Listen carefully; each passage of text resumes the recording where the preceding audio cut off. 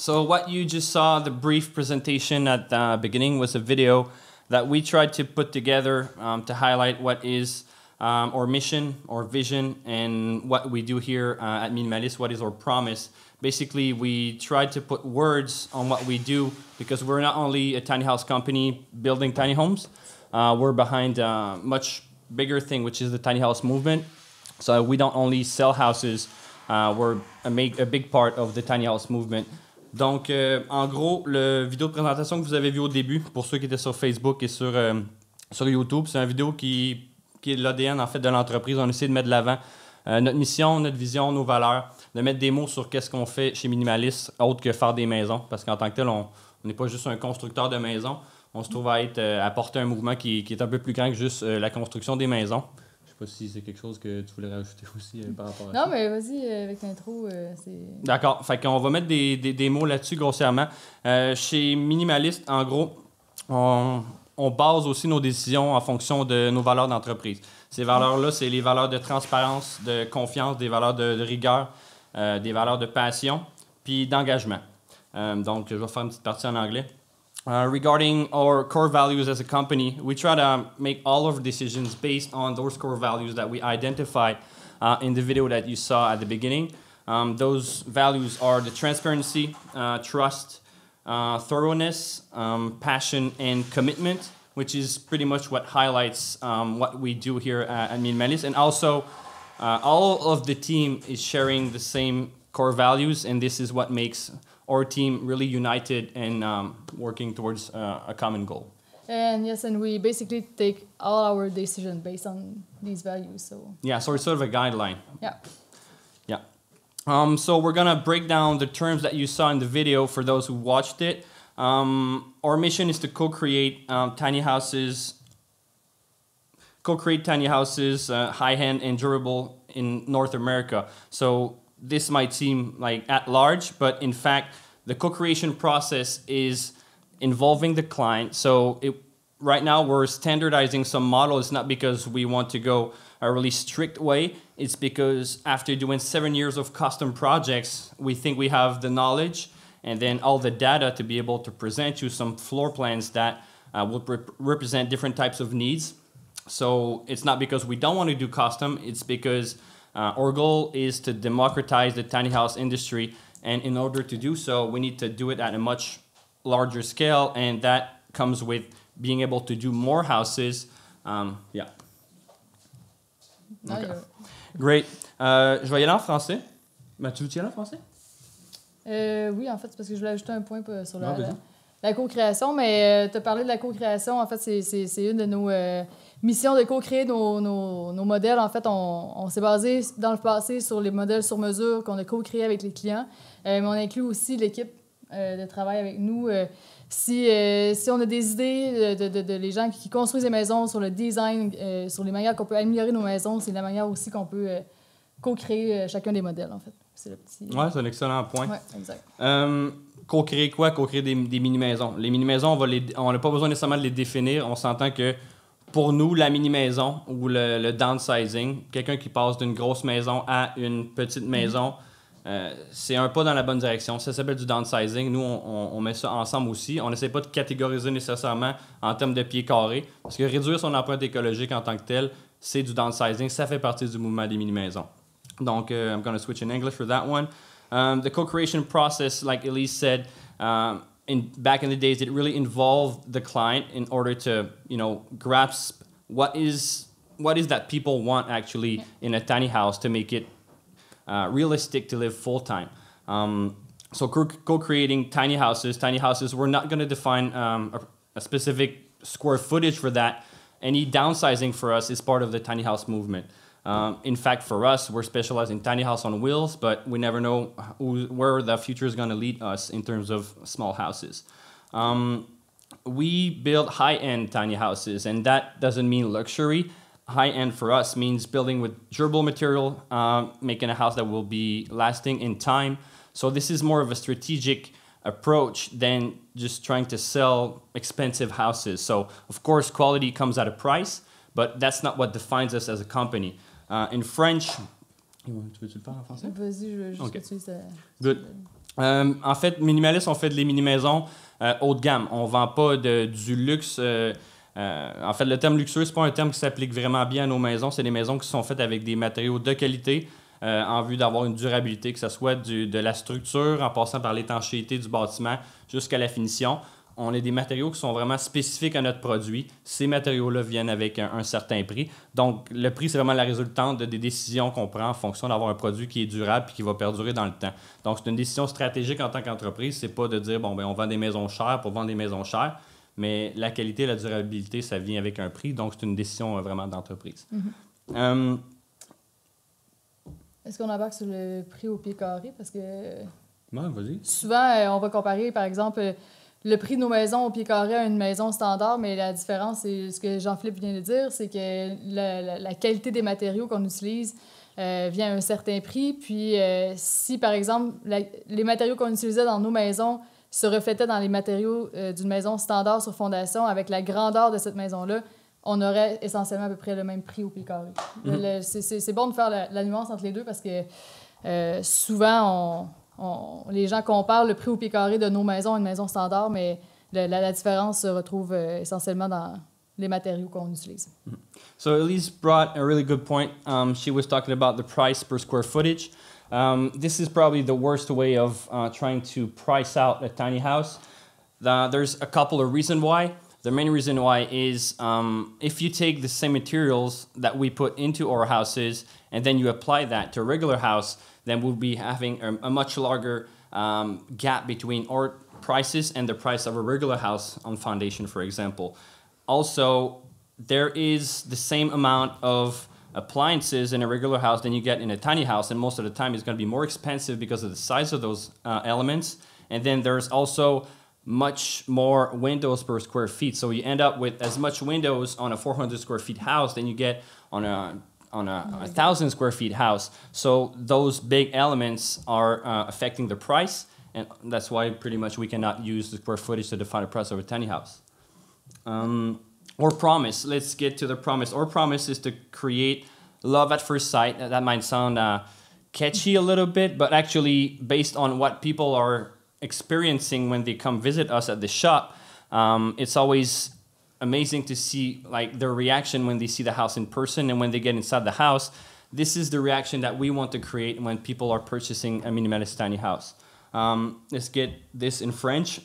Notre promesse envers les gens qui nous suivent, notre promesse envers nos clients, c'est de créer des coups de cœur. Ce qu'on veut dire par là, c'est on veut que les gens, quand ils rentrent dans leur demeure, il y ait exactement la même réaction qu'ils anticipent. C'est sûr que de voir les photos, de voir les vidéos, c'est que les gens ont des grandes attentes. Puis, si on juge par la réaction des gens quand ils viennent nous visiter, c'est sûr que c'est quelque chose de vraiment incroyable de voir la réaction des gens quand ils rentrent dans l'espace puis qu'ils sont là, ben c'est encore mieux qu'en vrai. Ça, c'est sûr que pour nous, c'est quelque chose qui est très évocateur. As-tu quelque chose à rajouter là-dessus? On dirait que j'aurais envie de sauter sur les crédits coup de cœur par rapport à créer des... Vas-y. C'est très open comme formule. Let's go. C'est bon, je vais pas non, vas-y, mais... c'est bien parfait. J'aime ça. Mais je passe par les modèles standards, c'est bon? Ah, vas-y. Parfait. Parfait. Qu'est-ce que, PH? Plus proche du micro, comme ça? Proche. Voilà. Je vais essayer de ne pas bouger. En fait, par créer les coups de cœur, j'ai mentionné les crédits coup de cœur, mais je vais commencer par le début. Là. Si vous avez visité un petit peu notre site Internet, vous avez vu qu'on a des modèles un petit peu plus standards, puis on essaie d'encadrer un peu plus les modèles qu'on présente à des plans de plancher qu'on a réfléchis par rapport aux options qu'on se fait souvent demander, puis à des options qu'on pense qui peuvent répondre aux besoins des clients dans le temps. Puis, alors voilà. On a designé nos 6 modèles les plus populaires avec des différentes options qu'on peut ajouter à ces modèles-là. Puis, le but, c'est d'être capable de répondre à le plus grand nombre de besoins possibles par client. Par contre, depuis le début de Minimaliste, le client est derrière la prise de nos décisions, puis on construit pour les clients. On construit pour que les gens se sentent bien à long terme dans leur maison, puis qu'ils se sentent bien dans leur nouvel environnement. C'est pour ça qu'on a intégré le concept de crédit coup de cœur, où est-ce que là, on est capable d'ajouter une touche de personnalité à la maison en fonction des besoins spécifiques des clients, sans rentrer nécessairement dans le changement d'aménagement du plan de plancher qui pour nous, c'est ça qui fait la grosse différence dans le design. Si on ne touche pas à la structure de la maison, mais on est capable d'ajouter des touches qui vont faire la différence pour les clients. Par exemple, ajouter des tablettes, modifier des prises de courant, des interrupteurs, ajouter certains items. On a vu dans le passé, avec l'expérience, que ça peut faire une grande différence pour le client. Puis, c'est un peu aussi dans ce concept-là que notre promesse, c'est de créer des coups de cœur, mais spécifique aussi à nos clients individuels, malgré le fait qu'on essaie de présenter des modèles qui sont un peu plus standardisés. Est-ce que ça fait le... Oui, ça fait le tour. Je vais rien que rajouter là-dessus en français aussi. Tantôt, on parlait de démocratisation des mini-maisons en général. Ça vient avec le fait de bâtir plus de maisons, d'être capable de desservir plus de clients. Il y a peut-être des gens déjà parmi vous qui ont essayé de communiquer avec Minimaliste, puis ils ont eu une déception parce qu'il y avait 1 an d'attente, exemple, sur un modèle. Le sur-mesure, c'est quelque chose qui est le fun pour le client. C'est quelque chose qui est le fun au niveau de la création. Par contre, le sur-mesure amène le fait que c'est impossible de pouvoir répondre à la demande qu'on a en ce moment. Donc, en gros, il y a un ballon entre être capable de faire plus de maisons pour répondre à une plus grande demande. Puis le but, c'est pas de devenir une multinationale, c'est d'être capable de répondre à la demande puis de satisfaire les clients qui ont un besoin dans un temps précis qui est, honnêtement, on veut essayer de se rester entre 6 et 9 mois de temps d'attente pour les plus gros modèles. Est-ce que ça va être possible? On pense qu'avec les modèles standardisés, ça va être quelque chose qui devrait l'être un peu plus facilement. Puis comme Elise disait, il y a quand même une possibilité de mettre la maison. Le but, c'est pas de dire on vend une maison, prenez-la. Il y a quand même un processus où que les gens vont pouvoir choisir leur couleur. On va faire des propositions parce que clairement, avec 7 ans d'expérience, on pense qu'on est en mesure de proposer des choix qui vont être déjà réfléchis, éclairés, puis qui répondent à un vrai besoin. Puis, on va quand même garder notre ligne de sur-mesure, sauf qu'on va limiter quand même les projets sur-mesure qu'on va faire pendant l'année. Exact.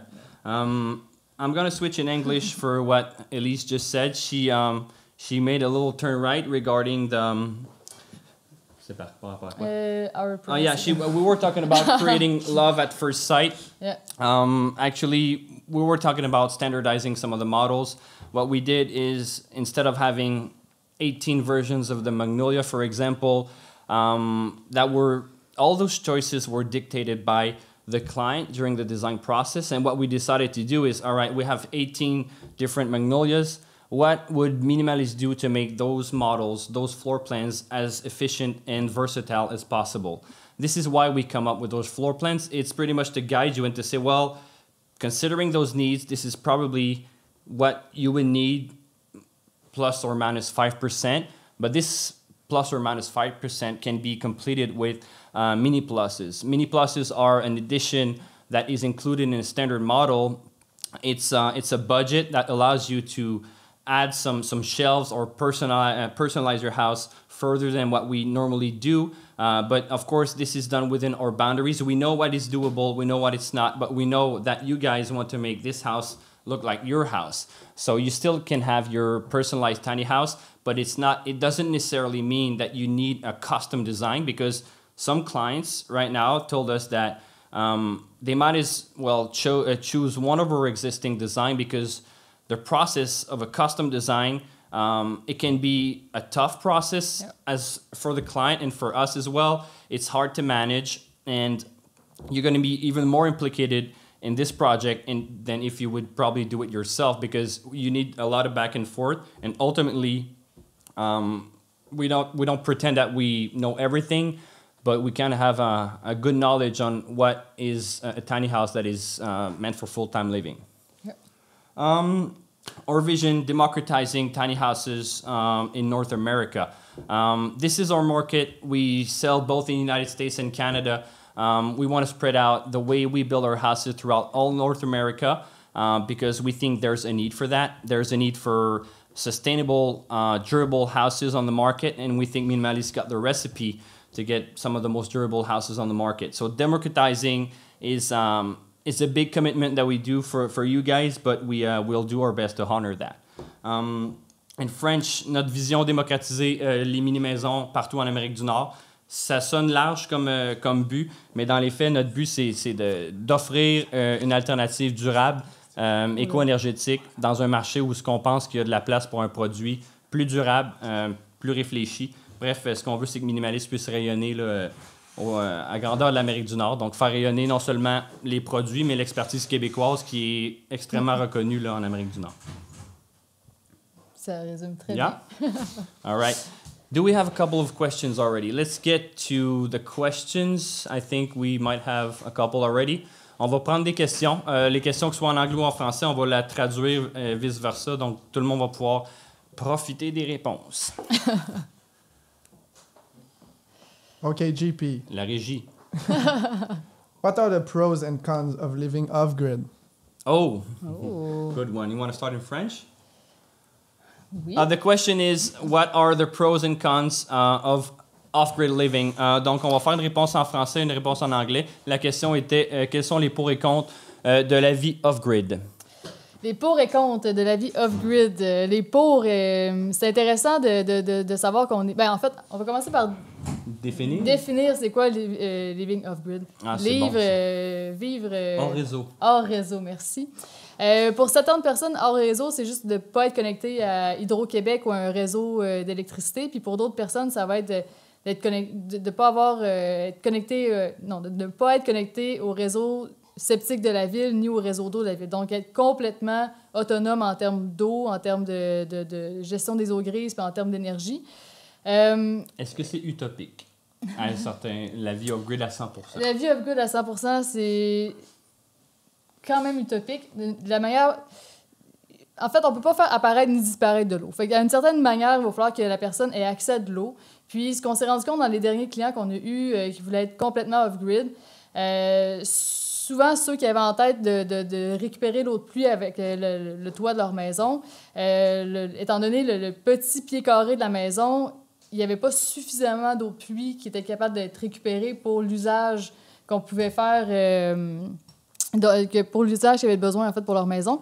Ce qu'on s'est rendu compte dans les 7 dernières années, en fait, c'est que tous les clients qui voulaient ne pas être connectés à l'eau de la ville ou s'autosuffire avec la récupération d'eau de pluie, ont tous fini par trouver un moyen de se connecter à de l'eau de la ville ou trouver un autre moyen de s'alimenter en eau que la récupération d'eau de pluie ou de s'alimenter en rivière, si on peut dire. Parce que c'est une gestion qui est quand même ardue. Ça se fait, mais il faut être très, très rigoureux, si on peut dire. Puis surtout pour ceux qui habitent au Québec ou dans les régions un petit peu plus froides, là, c'est un autre enjeu, mais encore plus des gens qui habitent dans des régions désertiques, que l'eau peut devenir encore un autre enjeu. Donc, c'est une belle idée, mais ça vient quand même avec beaucoup de travail, fait qu'il faut être prêt puis conscientiser à ça. Au niveau de l'énergie solaire, PH, t'avais-tu quelque chose, non? C'est bon?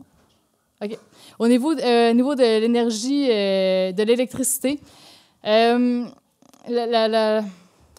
pour, c'est surtout pour les gens qui habitent dans des régions où l'énergie est peut-être un petit peu moins verte. Ici, au Québec, avec l'hydroénergie, on est quand même chanceux, entre guillemets. C'est sûr que c'est pas une énergie qui est 100% verte, mais c'est quand même mieux que des centrales électriques qui sont alimentées au charbon, par exemple. Là. Fait que c'est sûr que il y a le pour et contre à faire en termes environnemental à ce niveau-là. Mais par exemple, si la personne a accès à de l'électricité, nous, on recommande fortement, surtout au Québec, de se connecter à l'électricité. parce que c'est une gestion d'énergie qui est beaucoup plus simple. Puis après ça, c'est une gestion aussi bref. Je pense aux clients qui sont au Québec, là, c'est une gestion éco-énergétique qui est complètement différente que des clients, par exemple, qui seraient en Californie avec les centrales au charbon. Puis, il y avait un autre point que je voulais dire, puis que c'est m'a sorti de... Tu j'embarque en français? Ouais, vas-y, embarque en français. Chez Minimalist, on vend pas des options, puis on vend pas des choses que les gens n'ont pas de besoin. Fait que, grossièrement, premièrement, c'est sûrement moi qui va vous accueillir pour une visite, soit moi ou Pierre Hugo. Le mandat que je vais me donner, c'est de vous décourager d'aller en off-grid. Puis si vous avez résisté à tous les points que je vais vous amener, bien clairement, vous êtes peut-être mieux pour un projet off-grid. Parce que Élise a amené des excellents points. Par contre, on comprend que certaines personnes veulent être déconnectées. La vie hors réseau, au niveau de l'électricité, c'est quelque chose qui se fait très bien. Par contre, c'est de savoir est-ce qu'on en a vraiment besoin. Souvent, ça va être le coût relié à amener l'électricité sur un terrain. Est-ce que lui va excéder le coût d'un système solaire qui va coûter en moyenne entre 15 et 20 000 $ pour une maison qui est relativement petite en termes de consommation d'énergie. Puis aussi, ce qui est important de comprendre, c'est que si vous avez une fosse septique, on est en mode off-grid. Une fosse septique, vous n'êtes pas raccordé aux égouts, vous avez un puits. Si vous avez un puits, une fosse septique, puis des panneaux solaires, vous êtes off-grid. Vous n'avez pas besoin nécessairement de prendre l'eau dans la rivière ou d'avoir des réservoirs, etc. Il y a une saine gestion qui peut être faite, puis la vie hors réseau peut être possible sans la pousser à l'extrême. Puis les clients qui ont la vie hors réseau, c'est pas une vie qui est hyper facile. Après, si vous rajoutez des enfants dans le décor, c'est certains défis. Mais en tant que tel, c'est possible. Par contre, tout ce qui est hors réseau, on a décidé chez Minimalist, on va reparler vraiment au niveau de l'électricité puis de la gestion des eaux. C'est quelque chose qui est offert seulement sur le modèle nomade parce que le modèle nomade ou la série, les modèles mobiles en fait, dont le modèle nomade est dans la catégorie mobile, c'est important parce que d'avoir un minimum d'eau pour aller à certains endroits, d'avoir une électricité qui est sur la route, on the move, on ne sait pas où est-ce qu'on va se poser. Il y a comme une corrélation, puis il y a un sens à tout ça. Par contre, c'est sûr que pour les modèles les plus gros, ce qu'on suggère aux gens, étant donné que le modèle ne va pas bouger beaucoup, c'est vraiment de se poser puis d'avoir accès à un maximum de services pour avoir une stabilité puis éviter des coûts supplémentaires. Puis si je peux ajouter aussi, c'est pour ceux qui veulent absolument avoir des panneaux solaires puis qui ont une maison semi-permanente, que c'est pas un nomade, mais une de nos plus grosses maisons, c'est d'installer le système solaire à l'extérieur de la maison. De un, parce que ça prend beaucoup moins de place dans la maison. Puis de deux, ce qu'on s'est rendu compte aussi avec les clients chez qui on a installé des panneaux solaires sur le toit, c'est que leur commentaire, c'était que souvent, il fallait qu'ils orientent la maison en fonction du soleil et non en fonction de la vue. Puis parfois, ça arrive que la vue n'est pas orientée vers le soleil. Donc, c'est des choix à faire. Puis, chez ces clients-là, c'est intéressant d'avoir les panneaux solaires sur le toit au cas où ils veulent bouger leur maison, mais étant donné que les modèles semi-permanents, les maisons vont se bouger peut-être aux 5-10 ans. Ou jamais. Ou peut-être jamais. C'est un gros pari à prendre de mettre les panneaux solaires sur le toit, puis de ne pas l'orienter en fonction de la vue qu'on veut ou de la fonctionnalité du terrain. Puis si je peux ajouter aussi à ça, c'est que dans la maison, on va être limité en termes d'espace pour les batteries, mais sur le toit aussi. Fait que si, par exemple, votre système solaire, vous voulez avoir une thermopompe dans votre maison puis une laveuse sécheuse, par exemple, qui gruge énormément d'énergie, puis vous voulez avoir un système solaire qui est capable de supporter ce système-là à 100%, vous allez avoir besoin d'énormément de panneaux solaires, puis vous n'aurez pas suffisamment de place non plus sur la toiture. Fait que c'est pour ces raisons-là que pour les semi-permanents, on a quand même décidé d'offrir un système, en fait, qui est capable d'accueillir un système solaire, mais à l'extérieur de la maison, ce qui est une formule hybride puis qui fonctionne bien jusqu'à maintenant avec nos différents clients. Mm-hmm. We're going to try to wrap this up in English and cover the whole spectrum of what we just discussed in French. Basically, we're going to address off-grid living, the pros and cons. So ultimately, we're going to start right off. Off-grid options are only available on the mobile models, which for now is only the Nomad model. There's a good reason for that. For the semi-permanent models, they will most likely not move within their lifetime. So you might as well connect to utility services, and the price related to feeding in electricity such a big house normally is not worth it. compared to being connected to grid electricity. Not only that, but if you want an optimized setup, you might as well install the solar panels separated from the house and the batteries as well. You will gain some serious space inside the house, and you'll be able to connect your house to your off-grid system. That way you can orient the solar panels according to the sun and not being compromised, like, because normally people will try to have the best view when they install their house, but the best view doesn't necessarily mean that you're going to have an optimized location according to the sun placement as well. So for those reasons, you might as well install your solar kit separately from the house for a semi-permanent model. Let's get back to the Nomad series. The reason why we included some off-grid option in this model is you can have a versatility no matter where you are. The bifacial panels will deploy, and there's going to be one that deploy from north to south, and the other one from east to west. So you're going to have a more versatile setup for those solar panels. So that way you can catch sun rays in any direction. And if you relocate those houses, you can bring your own solar kit because it's attached to the house. Same thing for the holding tanks. You don't need holding tanks on a semi-permanent model because once the tanks are full, you need to manage those gray water. And then either you have a truck that will pump this out of the tanks, or you will do it yourself and go to a dumping station and do it yourself. It doesn't really make sense because you will do that every 3 days. Yeah. So for those reasons, you might as well connect to a septic tank, which is also off-grid. A septic tank is not connected to the city sewer system, so an off-grid setup can include a septic tank and also a well. If you have solar panels, a well, and also a septic tank, you're actually off-grid. It's not because you don't bring your own water from the river directly to your house that you're not living off the grid. Anything else we can discuss regarding off-grid? Oh yeah, the pricing.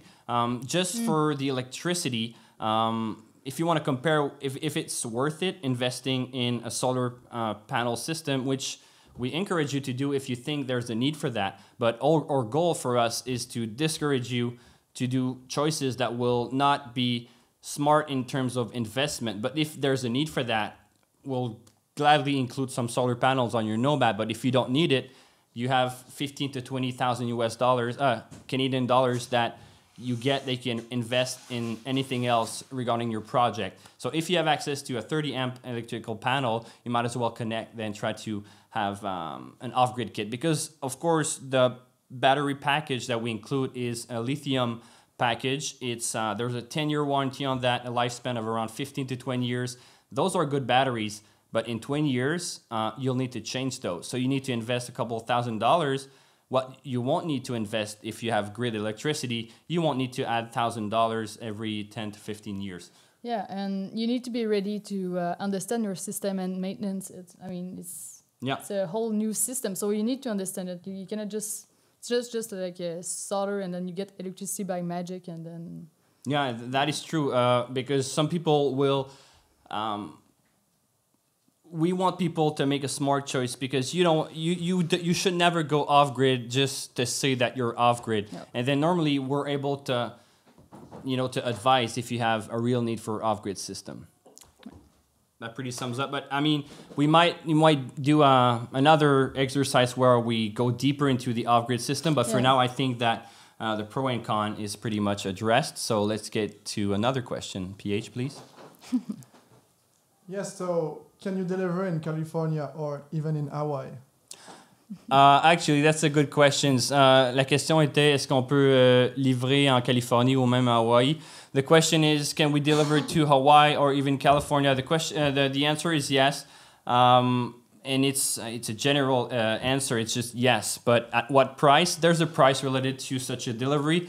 And of course, right now, shipping a big house to California, we're going to talk in USD because most of the people in California will pay with USD. You're looking at around $20,000 for shipping a house cross-continent. It might be between 15 and 20, depending on time of the year, depending on size of the models, but it's at least $12,000 to $14,000, and for a Nomad, and even like 4 to 5 extra thousand US dollars for a bigger model.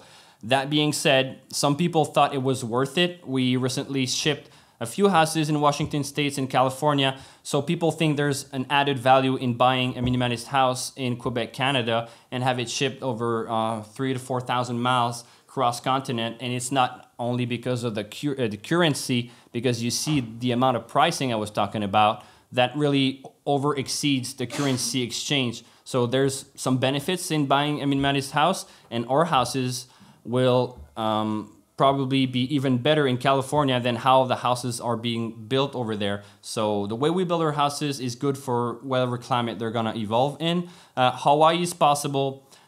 It's around 40 to 45,000 US dollars because of the ferry itself. The ferry itself is around 16. So yeah, it's doable, but at what cost? That will be up to you to decide based on your budget. But people sometimes they want a minimalist house so bad that they will invest in such a.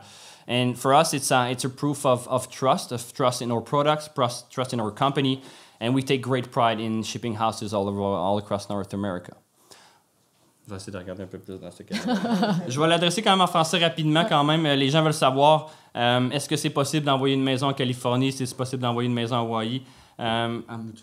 Ben, la réponse est oui, mais... La réponse est oui, mais à quel prix? Grossièrement, ce qu'on dit, c'est qu'il y a des clients qui sont prêts à faire le saut puis à investir des dizaines de milliers de dollars de plus pour la livraison parce qu'ils voient une valeur ajoutée à acheter une maison minimaliste. Pour nous, c'est une grande source de fierté parce que c'est pas vrai que c'est juste la devise puis le taux de change qui est avantageux. Clairement, avec le taux de change puis la livraison, ça s'additionne pas. Donc, les gens vont vraiment le faire pour des raisons qui sont le produit, l'entreprise, les valeurs de l'entreprise. Donc, on a beaucoup de fierté à livrer des maisons là, à certaines distances. On a des maisons aussi là, qui se livrent en Colombie-Britannique. On a même livré une maison au Mexique l'année passée. C'est pas quelque chose seulement qu'on propose, mais c'est arrivé comme ça. Puis on est bien content que ça s'est fait aussi. Donc, yeah. Y a-t-il d'autres choses par rapport à cette question-là? All right, another one. Maintenant, en français, il y a beaucoup de gens qui disent que c'est difficile de trouver un terrain pour mettre une mini-maison. Avez-vous des tips ou des conseils à donner pour essayer de pouvoir installer une maison? Avoir de la patience. Non, mais... Oui, mais en fait, il y a beaucoup de... On reçoit beaucoup ces questions-là. Ce qu'il faut savoir, c'est que généralement... Est-ce que le micro est correct? Oui. Parfait. Ce qu'il faut savoir, c'est que il y a des règles urbanistes en général à travers la province, à travers le Canada. Donc, installer une mini-maison, ça a ses défis, mais installer tout type de maison a ses défis, puis il faut rentrer dans des réglementations qui sont précises au type de maison. On va partir sur cette prémisse-là. Mm-hmm. Pour le type de maison qu'on construit, la distinction, c'est qu'ils sont sur roue. Ce qu'on a vu dans le passé, c'est généralement des terrains qui sont zonés récréo-touristiques ou encore zonés blancs. Ça va être un petit peu plus facile de faire accepter le projet par la municipalité. C'est sûr que nous, on nous encourage beaucoup à proposer votre projet à la municipalité puis voir qu'est-ce qui est possible de faire. S'il y a des dérogations qui sont possibles à avoir, on a beaucoup de... Ça a déjà été le cas, d'ailleurs. Ben, c'est ça, c'est déjà été le cas. On a des clients dans le coin de proche de Gatineau, proche de Sept-Îles, qui sont installés sur la maison, que c'est totalement légal. On a des clients qui sont en Ontario, que c'est totalement légal aussi. Ils ont eu leur permis de construction. Je ne dis pas que ça a été facile puis que le permis est apparu par magie, mais ils ont fait leur devoir, ils ont fait les étapes, ils ont été patients, puis on a travaillé avec eux aussi en parallèle, puis au final, ça a bien été, puis ils habitent dans leur maison, puis tout le monde est heureux. Donc, on s'est souvent demandé si c'est possible d'avoir, par exemple, une carte interactive qui montre les terrains où est-ce que c'est possible d'installer ce type d'habitation-là. Mais étant donné que c'est encore du cas par cas, ça serait très difficile de cibler des municipalités où est-ce que c'est accepté ou encore plus précisément des zonages dans une municipalité où est-ce que c'est accepté. Donc, on vous encourage à appeler votre ville, faire des démarches, être patient, puis être persévérant aussi. Puis nous contacter si vous avez besoin d'aide pour des plans de plancher, des élévations ou juste des trucs. On a toujours été là pour répondre à des questions puis accompagner des futurs clients dans leurs projets. Puis c'est grâce à tous les clients qu'on a eus dans le passé qui ont été pionniers aussi dans le mouvement qu'aujourd'hui, on peut quand même dire que c'est de plus en plus facile. Qu'il y a 6 ans, au moins, les municipalités commencent à comprendre c'est quoi les mini-maisons sur roue. Il y a 6-7 ans, c'était un petit peu plus difficile. de faire comprendre le concept. Donc, il y a de l'avancement, puis c'est grâce aux gens qui poussent le mouvement vers l'avant. Ouais, je vais rajouter que, en gros, si on regarde ce qui a été fait, c'est sûr qu'il y en a à faire, mais clairement, il faut s'arrêter et dire, bon, ben, on est dans une position qui est pas mal plus intéressante pour les gens qui sont intéressés vers ce type d'habitation-là qu'on l'était. Il y a du chemin à faire, par contre, il y a du progrès. Ouais. Puis, quand on travaille avec des instances gouvernementales, ce qui est important de comprendre, c'est que le jour où que ce soit de l'urbanisme, que ce soit au niveau provincial ou même municipal, le jour où les municipalités ouvrent un livre pour modifier la réglementation, c'est qu'ils prennent les choses au sérieux, mais c'est que les choses vont prendre du temps. C'est le même partout au gouvernement, c'est normal. Il y a beaucoup de processus. Par contre, quand on est venu qu'à ouvrir les livres, on ne les ouvre pas pour une exception temporaire. Ils veulent être sûrs de bien faire les choses. Est-ce que ça va assez vite? Probablement que personne ne va trouver que ça va assez vite. Par contre, ça avance. Ça avance pas tout le temps. Ils vont pas dire, bon, ben on est rendu à telle étape. Par contre, à un moment donné, on pourrait être surpris avec une belle annonce. On ne sait pas ce qui peut s'en venir là, dans les prochaines années. Élise parlait des clients qui sont pionniers dans l'industrie. Nous, en tant que bâtisseurs de mini-maisons, comme tantôt on disait, on n'a pas juste un mandat de construire des maisons. On a aidé à faire avancer les choses au Québec. Ce qu'on va faire pour un projet particulier va bénéficier beaucoup d'autres gens, que ce soit des autoconstructeurs, d'autres compagnies. Nous autres, on rêve du jour où il va y avoir différentes compagnies, il va y avoir différentes gammes de produits, il va y avoir des projets d'ensemble. En ce moment, pour nous, chez Minimalist, ce qui est le plus facile, c'est quand on travaille avec un projet d'ensemble. Un projet d'ensemble, c'est un endroit où ils vont décréter qu'eux autres ils acceptent les mini-maisons sur roue. En ce moment, c'est surtout des terrains de camping qui vont être convertis finalement en domaine de mini-maison avec des terrains un peu plus grands, soit des bails de location, soit des terrains qui vont être lotis puis vendus. C'est sûrement pas l'idéal. Est-ce que c'est un parc de maisons mobiles? Il y a des gens qui ont un parc de maisons mobiles. Si on est une tiny house puis que le parc est beau, ça va leur convenir. Il y a d'autres gens qui veulent aller dans le bois, des gens qui veulent s'installer en ville. Les mini-maisons, c'est soit pour être en ville ou hors de la ville. C'est pas un truc de banlieue nécessairement. Donc, c'est pas vrai que ça va être demain matin qu'on va pouvoir installer ça n'importe où. Par contre, s'il y a de plus en plus d'endroits, de plus en plus de types de secteurs qui peuvent être appropriés pour ce genre de bâtiment-là, bien, sachez que nous autres, ça fait partie de notre mandat, d'en informer les gens du mouvement en général, donc tous les gens qui nous suivent. En ce moment, il y a quelques projets. Ça, c'est sûr que vous pouvez nous écrire, on en connaît quelques-uns. Il y en a dans le coin de la Naudière, il y en a en Gaspésie. Puis on a des clients que, clairement, sur des terrains zonés maisons mobiles, qui ne sont pas dans un parc de maisons mobiles, mais qui ont un zonage maison mobile. On a vu des clients qui ont eu des prêts de type hypothécaire avec la CHL, donc 5 % de mise de fonds, l'assurance prêt. Bref, ça ressemble vraiment à un prêt d'une maison. Clairement, on n'est pas où on était là, 7 ans quand on a commencé. Que ce soit au niveau du financement, on va peut-être avoir une question là-dessus, mais au niveau des installations, donc il y a du progrès. Puis on va garder les gens informés. Là. C'est vrai, faut le faire en anglais, ça? Ouais, c'est ça. All right. Wrap up. The question in French that was asked is, where can we install those houses? It seems at least a bit difficult.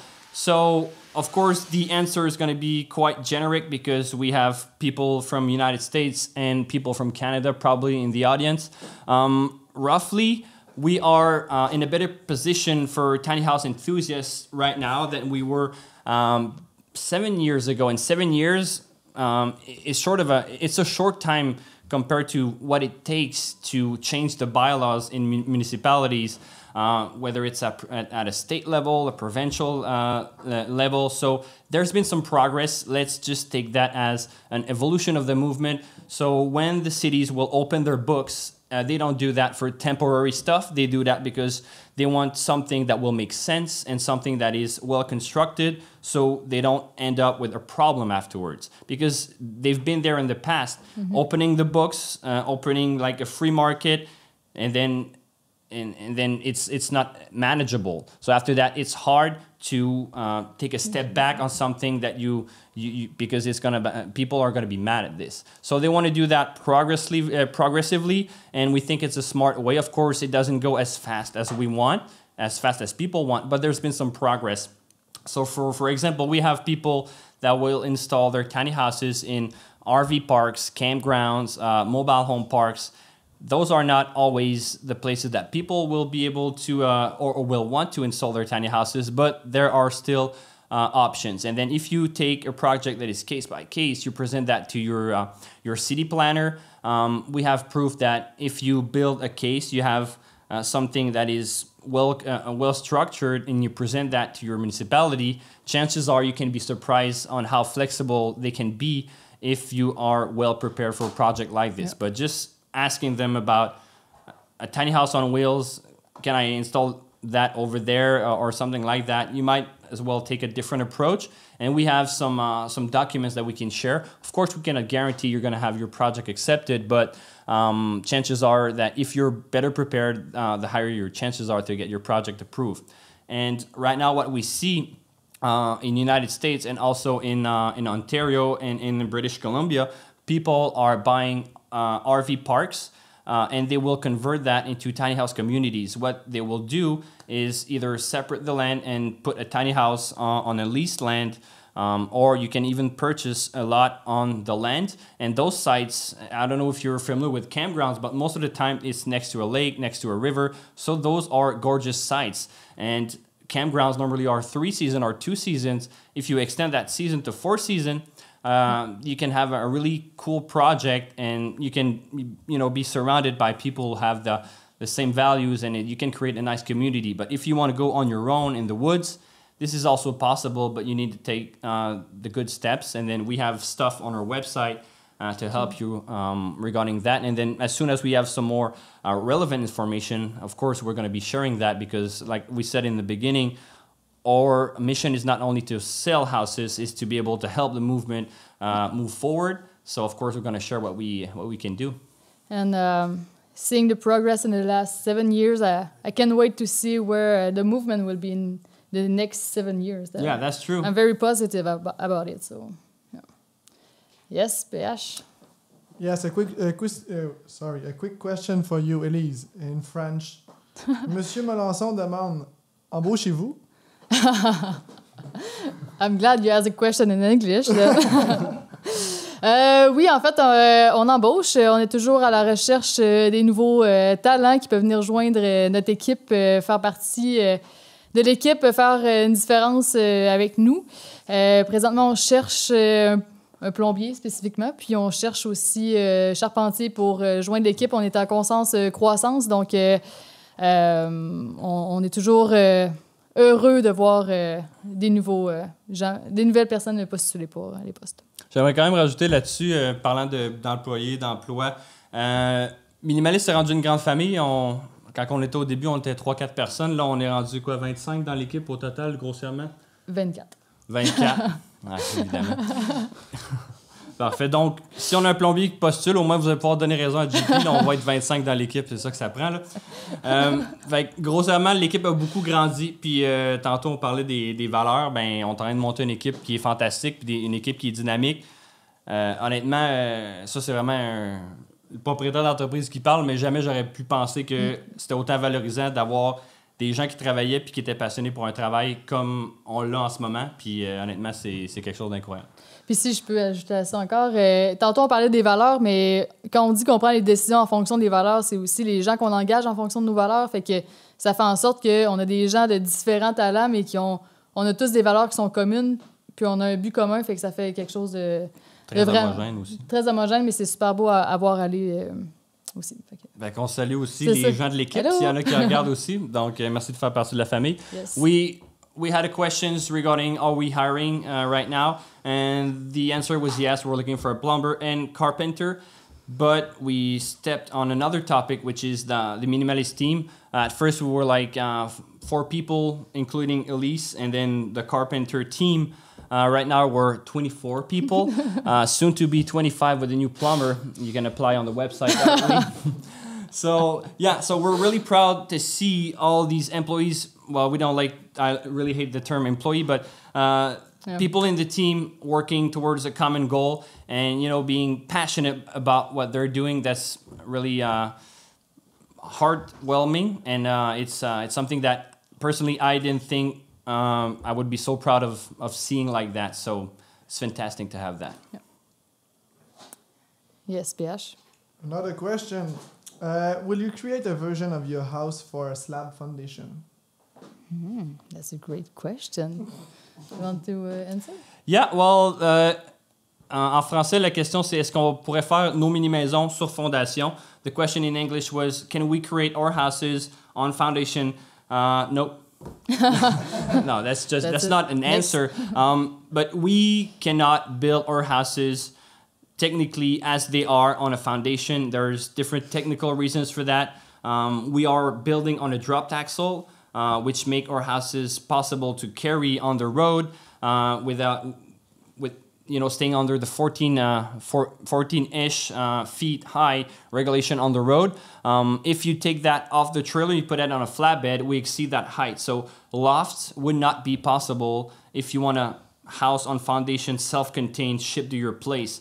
That being said, we have the plan on offering 1 or 2 models of fixed home in the future. We cannot tell when it's going to be because we need a bigger facility. We're working on that, but we're not there yet. But of course, we have that in mind. It would be much simpler for some of the clients. For some of the clients, it would not be as attractive, but there's a need for that, and we understand that. So we're working on this, but we're not there yet. En français, est-ce qu'on peut mettre nos maisons sur des fondations? La réponse simple, c'est pas en tant que tel la manière qu'ils sont conçus. On travaille avec des essieux rabaissés, donc la hauteur qui est possible dans les lofts. Si on travaillait sur des maisons qui sont sur fondation ou sur pieux, qui vont être transportées par un flatbed, là, communément appelé, on ne peut pas aller chercher la même hauteur. Donc, ça serait des bâtiments, un étage. Donc, on peut appeler ça des granny flats ou des maisons de jardin, peu importe. C'est quelque chose qu'on a dans notre optique, dans notre plan aussi. C'est quelque chose qu'on a même dans notre plan d'affaires. Par contre, on n'est pas encore prêt pour ça. On n'a pas la facilité, on n'a pas les infrastructures pour ça. Par contre, quand ça va être le temps, c'est sûr qu'on va être très content de vous l'annoncer. Pour l'instant, on n'y est pas. Ça fait le tour? Oui, ça fait le tour. Yes. Une autre question en lien avec les techniques de construction. Mm-hmm. C'est quoi les avantages entre le SIPS panel puis les structures, on va dire, stick Ossature frame? légère, ouais, c'est cool. Ah, ça, c'est le fun, ça. Vas-y. Tu le fais? Non, vas-y, je Ok. sais que... Mais vas-y. Question, c'est en français? So we have a French question. What is the advantage of building with SIP panels compared to building with regular stick frame? On va la répondre en français parce que la question est en français en premier. Le cellulaire là-bas, là, on arrête ça, s'il vous plaît. En gros, en 2018, on a fait quelques maisons à ossature légère en bois. Par contre, en 2018, quand on a fait le test pour essayer de construire une maison avec des panneaux structuraux isolés, ça a été vraiment un game changer, donc un bouleversement au niveau de la production chez Minimaliste. On a sauvé environ 1 semaine et demie sur la production, pas seulement parce qu'on a un petit espace, mais aussi au niveau de l'exactitude des coupes, des ouvertures, puis au niveau de l'efficacité énergétique. On a fait des tests d'infiltrométrie dans nos maisons. On est allé chercher 1,12 changement d'air à l'heure. Donc, est-ce que toutes nos maisons sont 1,12 changement d'air à l'heure? Ce qui est sûr, c'est qu'on est tout le temps autour de 1,5 en descendant, ce qui est excellent. On est près de la norme Novoclimat 2.0. Donc, les panneaux structuraux ont amené une nouvelle dimension à notre façon de construire.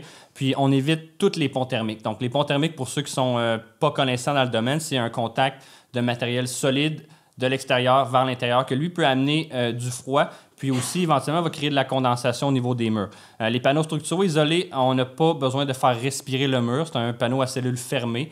Donc, le point de rosée qui pourrait causer de la moisissure dans les murs est non existant. Donc, avec peu importe la température extérieure, au niveau d'humidité intérieure-extérieure, l'humidité ne peut pas se former au travers du mur. Donc, pour des bâtiments qui sont petits, c'est vraiment un avantage net de travailler avec des panneaux structuraux isolés. Puis ça, c'est non négligeable. Donc oui, ça fait monter le coût de la mini-maison. Par contre, c'est un choix d'entreprise, c'est de dire, bon, ben, est-ce que la maison est plus durable? Est-ce que la maison est plus éco-énergétique? La réponse est oui. Ben, on ne se pose pas la question, est-ce qu'on le fait ou est-ce qu'on essaie de sauver un petit peu d'argent pour offrir une maison moins chère mais qui va être moins durable? Oui, vas-y. Je veux juste ajouter un petit bémol. Là. Les premières maisons qu'on a faites en stick frame, les ponts thermiques étaient quand même coupés avec un Enermax. Oui, mais c'est juste que ça ajoute quand même des étapes de construction puis des risques qu'on oublie un trou quelque part, par exemple, ou que l'étanchéité du bâtiment ne soit pas à 100% là. On s'est toujours assuré de ça, mais dans les étapes de construction, avec les SIP panels, les panneaux structuraux isolés, on s'enlève cette crainte-là, en fait. C'est ça qui est quand même intéressant avec ces types de panneaux-là. Juste... c'est un bon point, dans le sens que la maison en ossature de bois a fait ses preuves. Par contre, on fait un produit qui n'est pas conventionnel, qui n'est pas sur une fondation. Donc, rien qu'au niveau des ailes de roue, par exemple, il y a une étanchéité à faire au niveau des ailes de roue qu'on n'a pas dans une maison normale. Puis, on se trouve à avoir beaucoup d'ouvertures par pied carré. Donc, beaucoup d'ouvertures veut dire beaucoup de ponts thermiques. Beaucoup de ponts thermiques veut dire, il faut adresser ces ponts thermiques-là, donc les recouvrir d'un matériel qui va justement couper les ponts thermiques. On se rajoute des étapes, puis chaque étape qu'on se rajoute, il faut la vérifier. Donc, on essaie d'éviter le plus possible de risque d'erreur pour avoir un bâtiment ultimement qui est le plus éco-énergétique possible. Puis si je peux aussi ajouter, depuis qu'on utilise les panneaux structurés isolés, honnêtement, la quantité de déchets qu'on a de moins dans nos constructions est... on ne l'a pas calculé, là, mais ça doit être un conteneur de moins par maison. Là, fait que c'est vraiment intéressant de recevoir la maison avec les dimensions des murs qu'on a besoin, puis sachant que les retails peuvent être récupérés en usine. C'est super intéressant de notre côté que d'acheter plusieurs matériaux, différents matériaux, pour faire de l'ossature légère, puis avoir énormément de déchets. Évidemment, on essaie de récupérer le plus possible des déchets des anciennes constructions, mais c'est une gestion qui devient rapidement difficile à faire. Là. Mm-hmm. On l'a pas fait en anglais encore? Non. All right. The question was, what's the advantage of building with SIP panels compared to building with stick frame? There's many reasons, actually. We started building with stick frame.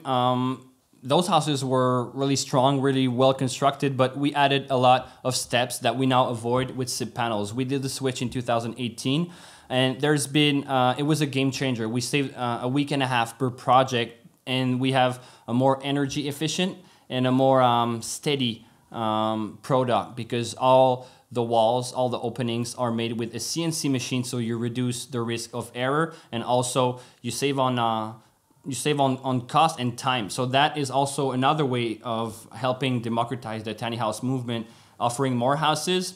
The structural insulated panels, they reduce all thermal bridges. For those who don't know what a thermal bridge is, it's pretty much a solid material that will drag the cold from outside of the house to the inside of the house.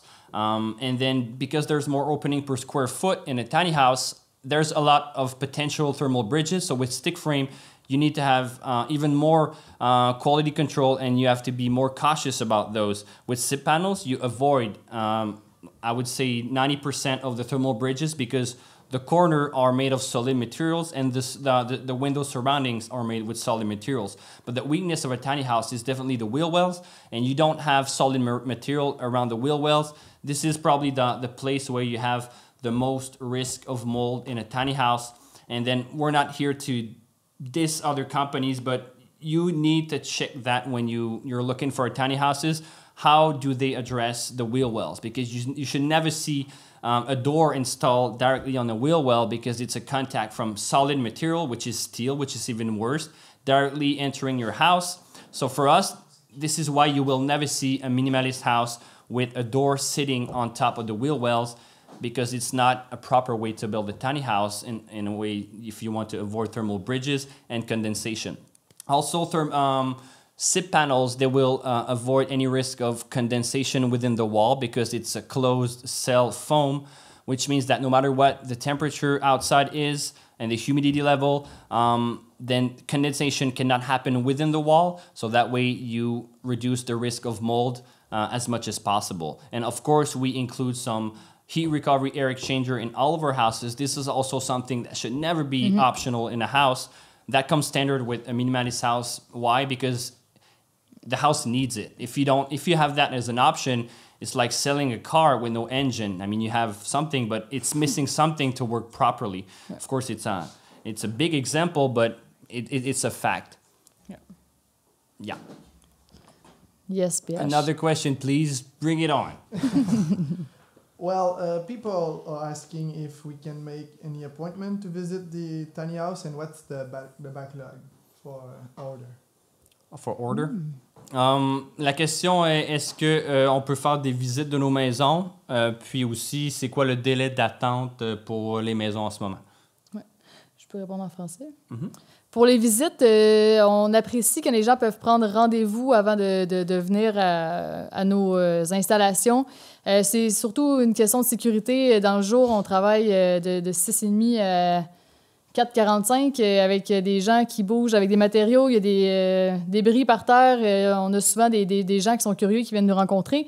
On est super contents. C'est une belle fierté que les gens se déplacent pour venir nous voir, mais en même temps, en pleine journée où ce que les gens construisent, ça peut être dangereux. Fait que c'est pour ça qu'on préfère prendre rendez-vous, comme ça on est capable de le mettre dans l'horaire. Puis aussi, on est capable d'avoir le temps de vous recevoir puis d'être là 100% mentalement et non entre deux tâches ou entre un meeting. Puis on veut prendre le temps de vous rencontrer, mais on veut prendre le temps de bien le faire aussi. Fait que c'est apprécié de prendre rendez-vous via notre site web.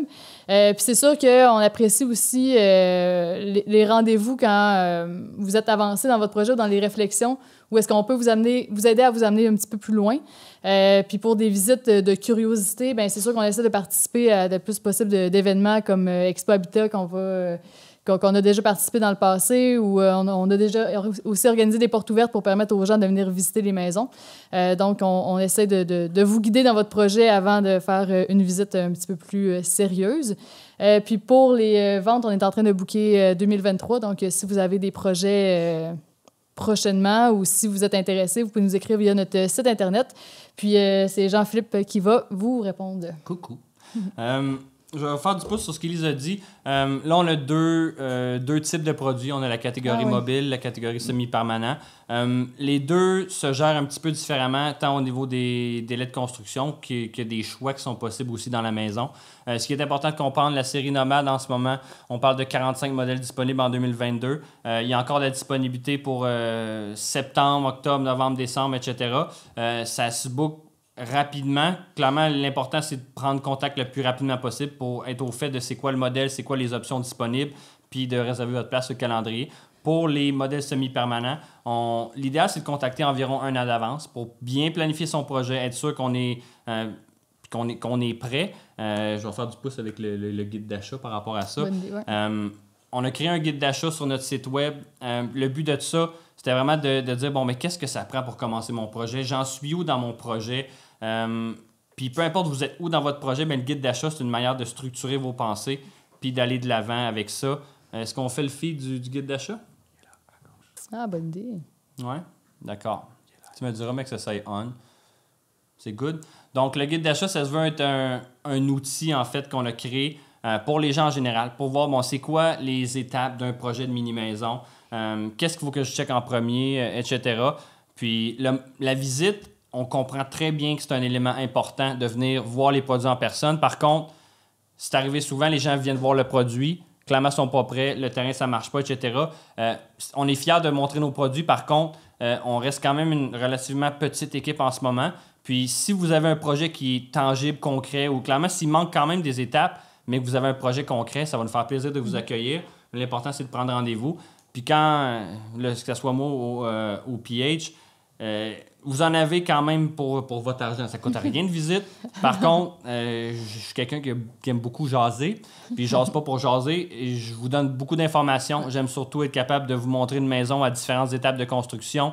Ça, c'est très pertinent parce que ce qui va justifier le prix d'une maison, c'est pas le fait qu'elle est belle et qu'elle look bien. C'est vraiment la construction, les étapes de A à Z.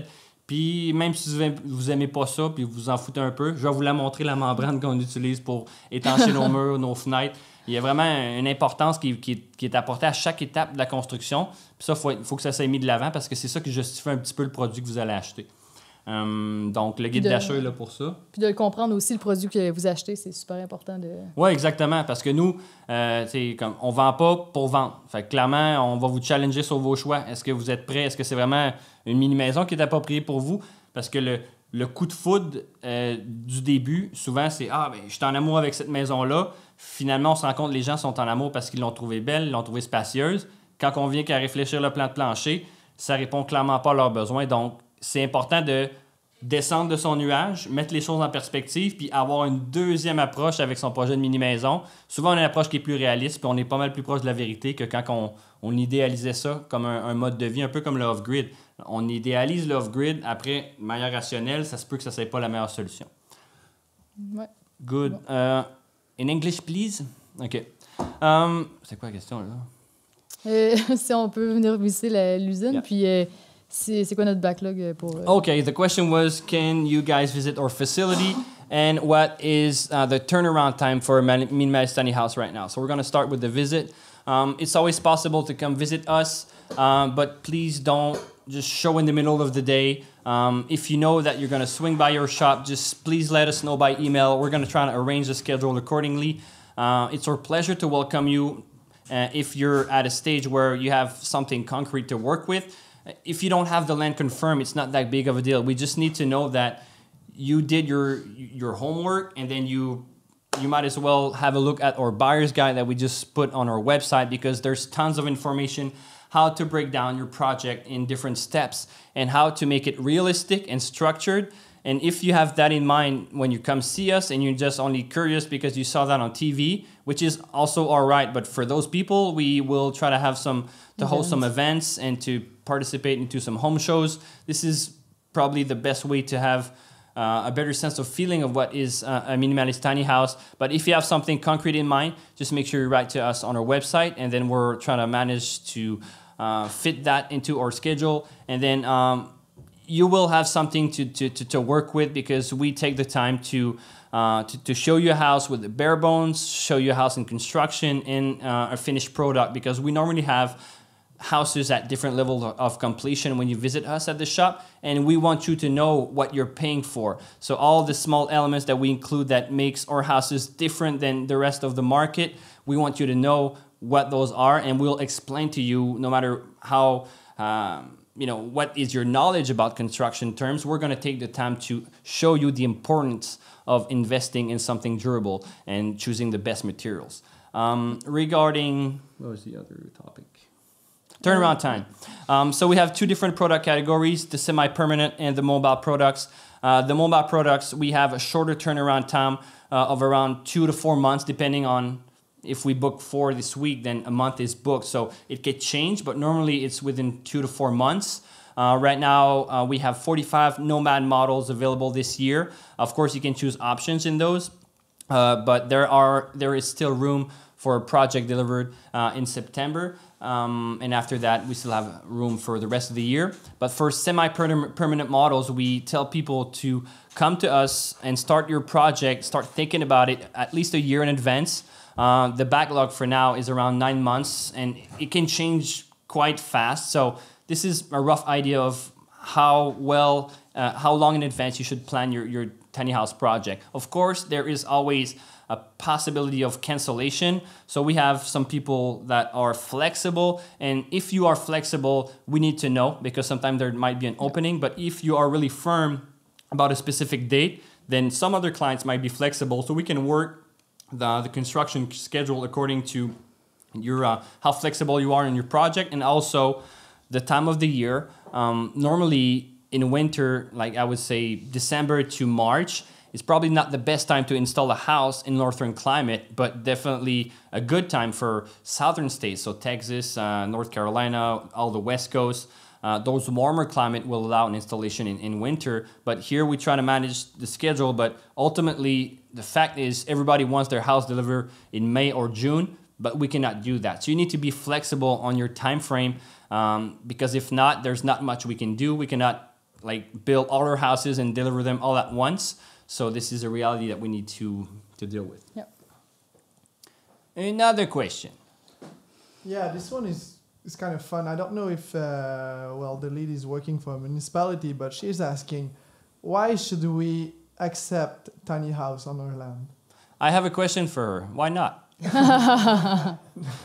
That's it. GP, at least. No, but I mean, we think that tiny houses are a new addition to the housing market. Just like, condos didn't exist back in the days, and condos were built for a reason. Ask tiny house enthusiasts why they want to make that move. Mentalities evolve, everything evolves. So there's enough people that want to live in a tiny house on wheels now for cities to address that. And if it doesn't work at a certain place in their land or in their municipality, we're 100% confident that there is a room for that. There's different reasons why we know municipalities don't want to open up their books for everything. But the thing is, tiny houses on wheel, it's not a trend. It's definitely something that, you know, cities will need to address at one point or another. And then it's not only a matter of living in like purchasing something that is cheaper because we have the proof. It's not only a matter of building something at the lowest cost as possible. People are doing that to reduce their ecological footprint. So that is also something that, you know, talks to people, and don't put that in all the same category. Houses on wheels, houses on foundation. Let's just talk about tiny houses themselves. They're what? Yeah, but the square feet also. I mean, it's a philosophy, and I guess the best example is our doctor customer, where she could like she emailed us like a big review telling us like why she chose to live in a tiny house because of the functionality of the house, and she could afford like a mansion and like 3 mansion, I guess. But she decided to go tiny, and just because the house was so well designed for her needs and functional that she didn't need more than that. And she doesn't want to maintenance or take care of a bigger house than that because it's a lot. It's build espace. Lots of space. Lots of space. Thank you. That was an easy one. So yeah, I mean. So it's a real way to live, and it's people has their different reason for that. So yeah, and people invest in a product that can follow them through the lifestyle. So like you can buy a tiny house when you're young, and then you can move in a bigger house if you want to have children and you feel it's too small for that. But you can still keep your house as a cottage or rent it, and then you can use your house in the future for another purpose because that's where you will be in your life. So yeah, I mean it's a lifestyle. So that would be the same question for asking to people like why do you want a big house? I mean, or why do you want a big truck? Why do you want yeah, I mean, and people buying electric car, and so this right here is. There's enough people for now, like wanted to live in a tiny house for it. It's called a tiny house movement. So there's not only 2 or 3 individual wanting to live in this type of house. It's a matter of like here what we do at Minimalist is downsizing without downgrading. So what that means is people, they don't want to sacrifice what comes with a big house in terms of functionality. But if they can find that in a much smaller footprint, then what would be the reason to have much more space to maintain when you can get the same result in a smaller footprint?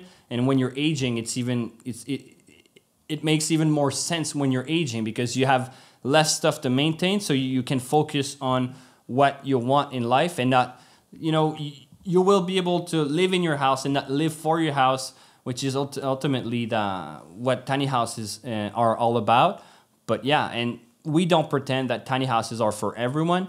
But there is a growing minority that for whom tiny houses are a solution, and ignoring them is definitely not the best way because they're going to find ways around. So the reason why municipalities should do that ultimately is because people will find a way around that. And once this is done, then it's too late because if you don't collect those houses, you want to collect taxes for those houses, which is legit, but you need to handle this. Yeah. You need to make something in place. If not, people will live full-time in a campground and you cannot take those taxes. So ultimately, you should do that for your municipality because there is a gain for you. If you don't do that, people will try and find a way around, and it's already happening, no matter if you like it or not.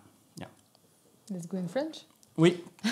C'était quoi déjà la question? Pourquoi est-ce qu'on devrait accepter les tiny houses dans les municipalités? Bon. OK. Par où commencer? En fait, la réponse était quand même sec, là. C'était juste une petite touche d'humour aussi. J'avais retourné la question, mais pourquoi les villes ne devraient pas les accepter? En gros, nous autres, notre point, c'est en tant que tel, on pense pas que les mini-maisons, c'est pour tout le monde. Par contre, c'est un peu comme tout. Par contre, en ce moment, on pense qu'il y a beaucoup plus de gens qu'on pense qui peuvent idéaliser ce type de demeure-là. Puis, ultimement, si les villes les gèrent pas ou font pas en sorte qu'ils peuvent structurer l'implantation de mini-maisons, que ça soit sur roue, que ça soit pas sur roue. Les gens vont trouver des solutions alternatives. Puis, il y a quelque chose de normal d'en vouloir collecter des taxes parce qu'en tant que tel, tu as une maison, tu payes des taxes, on comprend, c'est normal, il faut que la roue roule. Puis, on peut pas tout le temps dire, bon, mais je veux pas payer de taxes, mais je veux avoir les services, etc. On va prendre pour acquis que dans la vie, si tu as une propriété, tu payes des taxes. Mais en ce moment, pourquoi les villes devraient le faire? C'est parce que sinon, les gens vont trouver des alternatives où ils n'en paieront pas de taxes. Puis à un moment donné, il va y avoir beaucoup de gens qui vont habiter soit dans une terre à bois, soit sur un camping 4 saisons. Les jours où les gens habitent sur des campings 4 saisons, puis il y en a de plus en plus, bien, aller chercher les taxes sur ça, mais ils sont pris avec des réglementations de camping qu'ils ont déjà créées. Fait que clairement, s'ils peuvent ouvrir leur livre puis essayer de structurer ça, il y a du chemin à faire. Par contre, il y a une manière saine de pouvoir l'implanter. Puis oui, de collecter des taxes parce que c'est ça la vie. On ne peut pas éviter tout. On a des services, ça vient avec une responsabilité, vice-versa. Donc, les villes ont tout avantage à se pencher sur le problème, mais sur l'enjeu. Oui, sur l'enjeu. Ouais. Puis, on n'a pas parlé en anglais, mais la solution bigénérationnelle aussi que peut amener les mini-maisons sur roue dans les municipalités, c'est super intéressant là, d'imaginer une maison qui est sur fondation, puis en arrière-cour, il y a une plus petite maison pour soit les enfants qui, avant qu'ils partent en appartement, par exemple, ou avoir leur nid à eux, ou soit accueillir ses parents vieillissants dans sa cour arrière au lieu de les avoir dans un centre pour personnes âgées. C'est une solution qui peut être très intéressante. Yeah, Elise, she brought a really good point why cities should be addressing tiny houses. At another level, it's regarding backyard houses or accessory dwelling units. What we mean by that is having a tiny house at the back of your property could be a nice and a clever way to house your aging parents or your kids, to show them what it is to be in charge of a small dwelling, because you're going to be preparing them for what life's going to be. And then considering what we faced in the past 2 years, pretty confident a lot of elder people would have loved to be living with their kids in their backyard with their proximity instead of being stuck alone in elder center. Yeah. Thanks, JP. Mm-hmm. Yes, PH. Well, we will finish with this one. Some people, GP, are asking, can we see your hat? Yeah. I'm going to get closer to the camera. Okay. Je vais la montrer. On la voit-tu? On voit-tu quelque chose? Oui, ça focusera pas. Va sur l'autre. Ouais, sur ça? Ouais, un petit peu plus haut. Un peu plus haut. Ouais. Un petit peu plus bas? OK. C'est correct? Ouais. All right, so this is a beta version of the hat, the cap, pardon me. So we are releasing some merch. Oh, okay, this is worth sitting down and trying to explain that though. All right, so selling gear just for selling gear was not something that really was talking to us, because we didn't see a point in that. And thanks to PH who brought the concept, some people will most likely never purchase one of our houses, but they want to be part of the movement. They want to tell people that they're part of it. They encourage people to do so. And help us to democratize. Help us democratize the tiny house industry. So the reason why we're offering gear, and it's a carbon neutral company. We wanted people to be able to share what we do, share our houses, our philosophy. So we went ahead and made a collection, a line of product that will be available on the website soon. Can I show what it? I have right now is a beta version of the hat, but we'll have actually 2 different beanies. So we have the orange there. We went a little, we have a more grayish one. Eccentric. Yeah, exactly. So we wanted to please different types of people. So we have a hoodie, we have a t-shirt. We're going to be able to show you probably in another live. We don't have all the gear right now.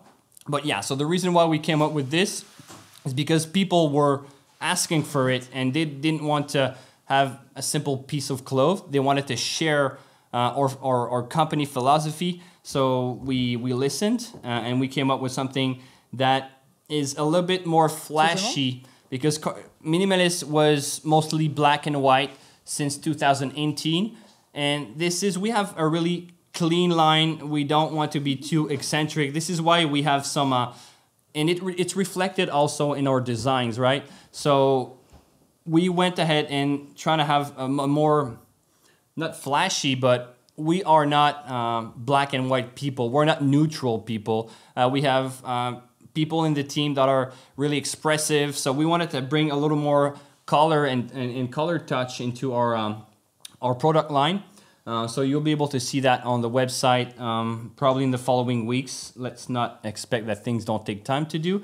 But we have them. They're all at the shop. And ultimately, we don't want to keep them at the shop because we don't have space. So this, as soon as possible, is going to be available through our website. So yeah. Donc la question, la personne voulait voir ma casquette. En gros, on a décidé de faire une ligne de vêtements. Puis c'est pas seulement, on n'avait jamais en tête de faire une ligne de vêtements parce que nous, on trouvait que c'était du superflu. On voyait pas l'intérêt de vendre de la guenille. On va appeler ça comme ça. Vendre du linge pour vendre du linge, c'est sûr que c'est pas quelque chose qui cadrait avec la philosophie d'entreprise. Par contre, les gens voulaient partager, montrer aux gens qui faisaient partie du mouvement puis encourager le mouvement. Donc, clairement, s'il y a des gens dans la salle qui vendent du linge, c'est clairement pas la manière de faire de l'argent du linge. Là, on le fait surtout pour que les gens puissent s'identifier à l'entreprise puis de pouvoir grossièrement, fièrement représenter le mouvement. Puis on est allé avec des couleurs un petit peu plus flash, un petit peu plus excentriques que le noir et blanc auquel Minimalist était associé dans les dernières années. Parce que c'est un petit peu ça qu'on est chez Minimalist. Là, on n'est pas des gens neutres, on a toutes des personnalités. Puis on voulait que ça se reflète un peu dans la ligne de vêtements. Donc on a vraiment hâte de vous montrer ça. Ça va être dans les prochaines semaines, normalement, exactement sur le site web. Yes. La guenille. La guenille. Vous allez voir notre guenille. Bon, on est bien faire de la ligne de vêtements. En fait, c'est une entreprise aussi qui est carboneutre. C'est important. Nous autres, on s'est dit, bon, on le fera, mais pas à tout prix. Donc, c'est une entreprise qui est carboneutre. Ouais. Donc, on a bien hâte là, que les gens puissent porter fièrement là, le linge minimaliste pour partager la philosophie d'entreprise. Yes. Yes, VH. Oui. En fait, je voulais remercier les gens pour votre participation. Thanks you guys for asking a lot of questions. Sorry we were not able to ask every question to Elise and JP. We will, I think for sure, try another Q&A soon. Well, tomorrow? C'est quoi? Est-ce une question de quelqu'un, ça, ou c'est PH qui Non, c'est PH qui fait un wrap-up, là. Yeah, exactly. So, ce qu'on disait, c'est ça, c'est que merci. On n'a pas eu le temps, malheureusement, de répondre à chacune de vos questions, mais on va se remettre à l'agenda une prochaine séance de Q&A qu'on vous avertira un peu plus en avance pour mieux structurer aussi les questions. Il y a énormément de matériel qu'on a récupéré. Puis, merci d'avoir participé. Je vous laisserai faire le mot de la fin. Puis, encore une fois, merci à vous deux de contribuer à démocratiser le mouvement des mini-maisons, puis faire en sorte que ce soit quelque chose qui est mieux connu, qui est mieux compris, puis que ça devienne beaucoup moins marginal ou quelque chose qui est stigmatisé un petit peu. Merci PH pour ces encouragements. Merci tout le monde de votre participation. Thanks everyone for your participation. Je fais le wrap-up en français, puis ça fait. Ouais. Mais ce serait bon, en tout cas. Je vais te laisser faire ton petit française? En française. Okay. Mais non, mais merci tout le monde d'avoir été avec nous ce soir, et d'être avec nous depuis les dernières années. C'est super. On est super fiers et heureux de ça. Puis Minimalist, il y a du beau nouveau qui s'en vient, puis on travaille fort pour démocratiser le mouvement, puis que ce soit de plus en plus facile pour tout le monde d'avoir accès à la propriété si c'est leur souhait. Si c'est votre souhait, en fait. Voilà. Je vais laisser faire le petit wrap-up. Good. Thanks, PH, for bringing this up. We're super glad to do that today. Hopefully, we'll be able to do more of this type of content. We think there's an added value in doing so. We're going to try to do some more live Q&As. And if there are some topics that you want us to address, just let us know. We're going to, whether through a website or whatever social media, you can contact us and get that information to us. We're going to gather different topics that we're going to be addressing in some next Q&A. So thanks for being with us today, and thanks for following us since our very beginning. And for the new people, we're going to stick to our commitment. We're going to help democratizing the tiny house industry, bring that to another level, and make tiny houses something more concrete and not something that you only see on TV. So yeah, let's get into this and bring tiny houses to another level together. Yeah. All right, so thanks for being with us today, and then see you in the next Q&A. Yeah. Merci tout le monde.